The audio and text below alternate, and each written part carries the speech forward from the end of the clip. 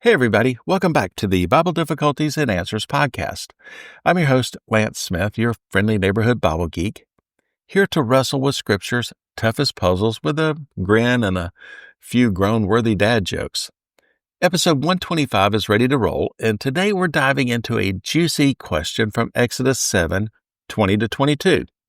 Imagine this. Moses and Aaron, powered by God, turned the Nile River into a bloody mess. Fish belly up, water stinking, Egypt in a panic. But then Pharaoh's magicians strut in and pull the same trick. Hold up. If Moses turned all the water to blood, where'd these guys find clean water to play wizard? Were they hiding a secret stash of Perrier under their robes, digging for a backyard spring, or just pulling an ancient Egyptian magic prank?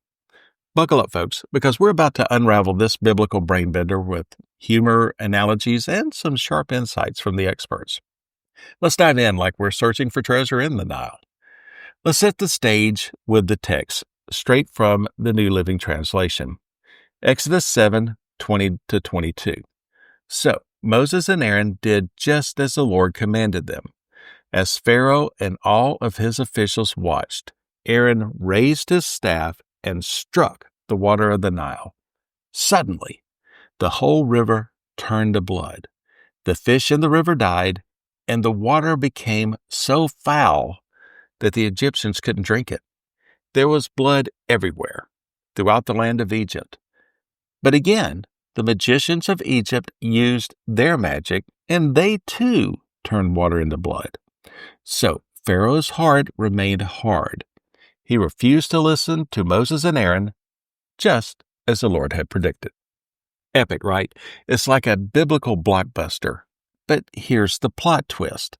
If Moses turned all the water to blood, rivers, canals, ponds, even buckets, how did the magicians find any water to work their mojo? It's like trying to whip up a smoothie after someone's raided the fridge. The Big Book of Bible Difficulties sums it up perfectly. Exodus 7:20 asserts that the whole river turned to blood. But only 2 verses later, it says the magicians of Egypt performed the same feat, which would have been impossible if Moses had really turned all the water to blood. Bam. That's our mystery. It's like Moses dropped the mic and the magician said, "Hold my staff. We've got this." Let's explore 4 possibilities with some scripture, ancient wisdom, and a sprinkle of Lance Smith humor. Possibility number 1, underground water saves the day. Check out a clue in Exodus 7:24. All the Egyptians dug around the Nile for water to drink because they could not drink the water of the river. Ding, ding, ding. Not every drop of water in Egypt was turned to blood. The Egyptians were digging like kids hunting for buried treasure, tapping into the groundwater. Jewish commentator Ibn Ezra backs this, saying only above groundwater, like the Nile, canals, and stored jars, got the bloody treatment. Underground wells and springs, still fresh. So imagine the magicians sweating through their fancy robes, grabbing a bucket of well water and saying, "Check this out, Pharaoh." They likely used this groundwater to pull off their trick. It's like finding a spare tire when your car's stuck in the desert. Problem solved, at least for their little show. BibleHub.com notes that Egypt's shallow water table and sophisticated water systems, like wells and canals, made this doable. Ancient records, like those from the Middle Kingdom, show Egyptians mastered irrigation with wells dotting the Nile's banks. The magicians probably tapped this stash to mimic Moses' miracle, not on a national scale, just enough to keep Pharaoh's ego intact. Possibility number 2, the plague wasn't a snap of the fingers deal. So maybe the plague didn't turn every drop of water red in one go. The Big Book of Bible Difficulties drops a gem here, where they say this. First, it should be noted that all need not be taken in an absolute sense, but in the popular sense of the vast majority. Love that. It's like saying, I ate all the tacos, But really, you left a few pieces of lettuce and tomato on the plate. The biblical phrase, all the water, likely means the big stuff: Nile, reservoirs, buckets, not every single puddle in Egypt. Scholars on thetorah.com suggest the transformation might have rolled out in stages, like a slow-motion disaster flick, leaving pockets of clean water for a bit. The magicians could have grabbed some of this leftover H2O before it went full horror movie. It's like snagging the last soda from the fridge before the party runs dry. This fits with how biblical narratives sometimes use hyperbole to hammer home a point. Like when I say as a kid, my dog ate all my homework. Well, maybe just ate the corner. Possibility number 3, say small-scale magic show. Exodus 7:22 says, the magicians did the same by their secret arts, but it doesn't say they turned the entire Nile to blood. Maybe they just filled a clay pot with well water and did their thing, like a kid showing off a science project. Rashi, via Chabad.org, suggests they might have used private reserves or even water from the Israelites, whose supply was supposedly spared. Picture the magicians borrowing a jug from the Hebrew camp, like sneaking a snack from your neighbor's fridge. It's like they were splashing around in a kiddie pool while Moses was flooding a water park. Their act was a weak imitation, not a match for God's nationwide takedown. Possibility number 4. It's an illusion or demonic trickery. Things get wild here. What if the magicians didn't actually turn water to blood? Precept Austin and GotQuestions.org float the idea that their secret arts were either sleight of hand or demonic trickery. Picture an ancient Egyptian David Blaine pulling a fast one with red dye or occult vibes. The Bible hints that Satan can power lying wonders. That's 2 Thessalonians 2:9-10. And Veersby, cited in Precept Austin, calls their act a counterfeit. Maybe they used algae, a magic trick, or a small vessel they reversed and rebloodied, as some Jewish commentators suggest.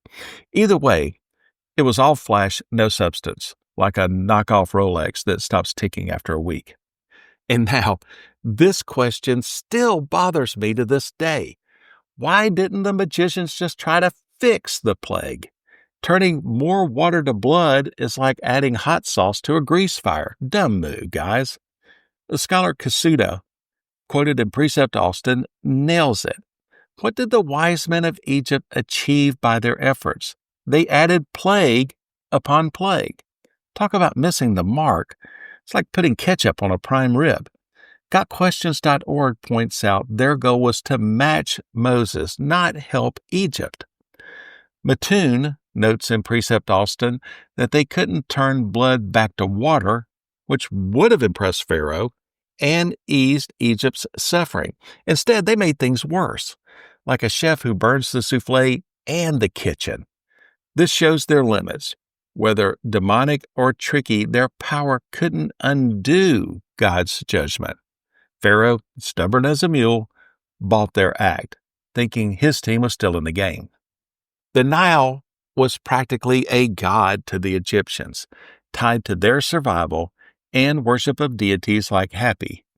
God turned it into a stinking nightmare, saying, "Your river deity? I've got him beat."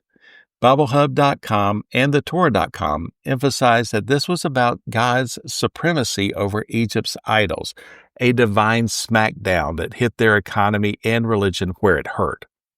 The magician's stunt, real or fake, was like a firecracker next to God's dynamite. Alva J. McLean in Precept Austin draws a parallel to Revelation 8:8-9, where the sea turns to blood in the end times, showing God's power rules Egypt to eternity. The Ipura Papyrus, an Egyptian text mentioned on BibleHub.com, describes a river turned to blood, hinting that Egypt knew about such disasters, though its link to Exodus is debated. Egypt's wells and canals, per archaeological evidence from the Middle Kingdom, gave the magicians clean water to pull off their stunt, like a backup battery in a blackout. So, how do we crack this case? The best answer, backed by Exodus 7:24, Ibn Ezra, and Rashi, is that the magicians used underground water from wells or springs untouched by the plague. Their act was a small-time copycat, not a match for God's epic miracle that turned Egypt's lifeline into a disaster zone. Whether they used real water or faked it with some ancient hocus pocus, they just kept Pharaoh stubborn, not Egypt hydrated.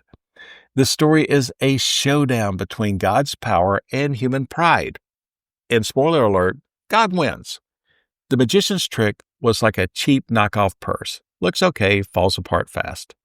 God's miracle was the real deal, a wake-up call Pharaoh ignored at his own risk.